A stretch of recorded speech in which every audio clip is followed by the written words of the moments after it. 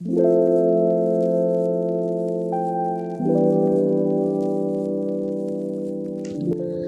mobile apps, offline storage is a super important, whether it's saving preferences, catching data, or handling syncs.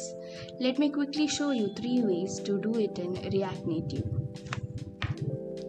So let's start with the async storage. First, let us look at our project structure. We have a different React Native app using TypeScript and also Expo. So here we have dashboard.tsx, which is our main file, and under the lib we have two files like storage.ts and Supabase, where storage.ts will handle the async storage operation, and as well as the Supabase will data configuration takes place there.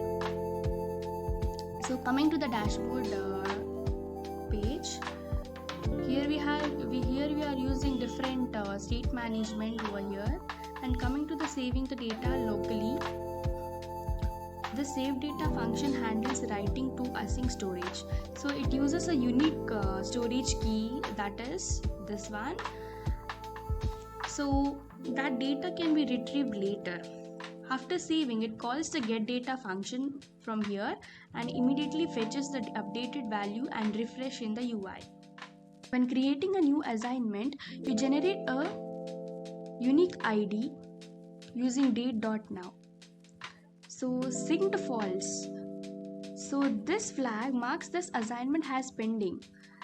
Not yet uploaded to the Supabase. So this ensures you to safely add items offline without losing them. So also that can be loaded here using this function fetch assignment. First it will try to fetch from the Supabase. If offline or Supabase fails, it falls back to async storage. Here we are going to sync offline assignment to the Supabase.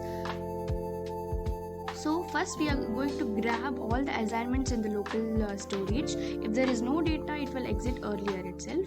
So we parse the stored JSON in the array form. We are going to store it in array form. Then we filter to find out only unsynced items. So in this for loop, we loop through each unsynced assignment, try to insert it into a Supabase database. We only need send the essential feeds. So coming to the storage TS, here we are going to saves an array of assignment to local storage, and also here we are going to retrieve all the assignments which is being saved in the async storage. Thank you.